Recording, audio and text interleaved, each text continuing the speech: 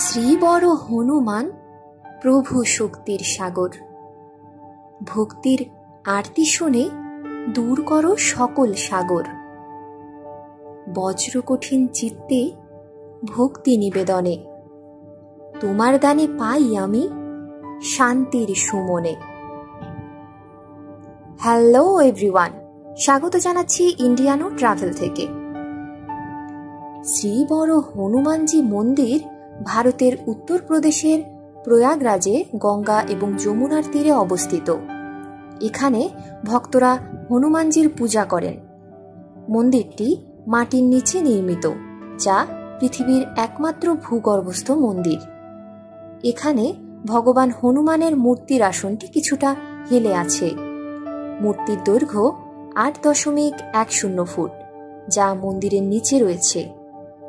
মন্দির পরিদর্শনের জন্য শীতকাল সেরা সময়, কারণ এই সময় আবহাওয়া খুব মনোরম থাকে এবং এখানে এসে এক বিশেষ ধর্মীয় অনুভূতি লাভ হয়। মন্দিরটির আকর্ষণ। মন্দিরের প্রধান আকর্ষণ হলো এটি একটি ভূগর্ভস্থ মন্দির। এর বিশেষত্ব হলো এর নকশা এবং অবস্থান।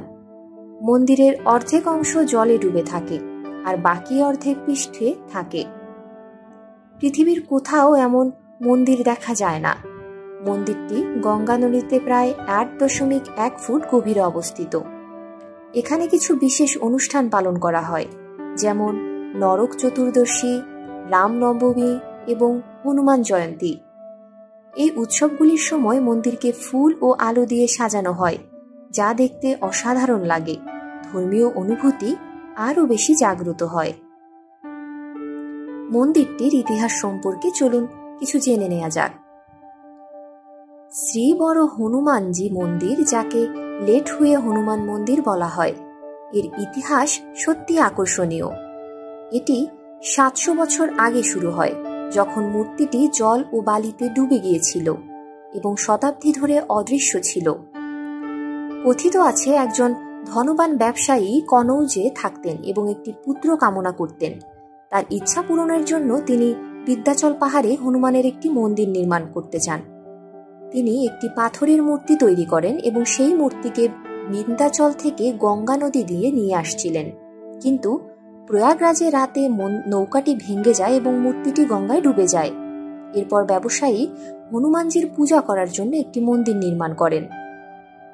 1400 খ্রিস্টাব্দে আওরঙ্গজেবের সময় তিনি মূর্তিটি অপসারণের চেষ্টা করেন এবং 100 সৈন্য নিয়োগ করেও তারা সফল হয়নি। এই মন্দির এখনো ভক্তদের জন্য একটি গুরুত্বপূর্ণ স্থল, যেখানে বহু মানুষের হনুমানজির প্রতি শ্রদ্ধা জানাতে আসেন। মন্দিরের ভিতরের এবং বাহিরের দৃশ্য।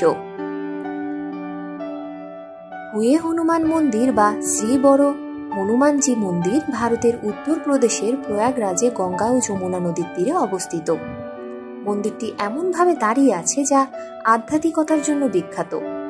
এখানে ভক্তরা হনুমানজির আশীর্বাদ পেতে আসেন এবং মনে করা হয় মূর্তিটি দেখলে পূর্ণতা লাভ হয়। মন্দিরের ভিতরে আপনি হনুমানজির অর্ধনিমজ্জিত মূর্তি দেখতে পাবেন, যা খুবই অনন্য। মন্দিরের বাহিরের দৃশ্যও চমৎকার। ভক্তরা এখানে হনুমানকে সিঁদুর নিবেদন করেন। বর্ষাকালে গঙ্গার জলস্তর বাড়লে ভগবান হনুমানের পা ছুঁয়ে যায়, ফলে দর্শনার্থীরা এক বিশেষ অভিজ্ঞতার সম্মুখীন হয়। পুরো পরিবেশটাই শান্ত এবং পবিত্র, যেখানে মানুষ প্রভুর কাছে আশীর্বাদ পেতে আসেন। মন্দিরটি খোলার সময় শনিবার থেকে শুক্রবার সকাল 5টা থেকে দুপুর 2টা এবং বিকেল 4:30 থেকে রাত 9টা অবধি এটি খোলা থাকে। সব দিনেই একই সময়ে খোলা থাকে। আপনি সেখানে যেভাবে পৌঁছাতে পারবেন, আমরা কিছু সহজ সমাধান তুলে ধরছি। বামরাউলি বিমানবন্দর এলাহাবাদ থেকে 12 কিলোমিটার দূরে। বিমানবন্দর থেকে ট্যাক্সি ও অন্যান্য যানবাহন সংযোগে খুব সহজে গন্তব্যস্থানে যাওয়া যায়। এলাহাবাদে সড়ক পথেও আসা যায়। সিভিল লাইন বাস স্ট্যান্ড মন্দির থেকে 6 কিলোমিটার দূরে। ইউপিএসআরটিসি বাস পরিষেবা দিল্লি, মিরাট ও ঝাঁসি থেকে এলাহাবাদে চলে। বাস স্ট্যান্ড থেকে ক্যাব বা অটোরিকশা নিয়েও মন্দিরে যেতে পারেন।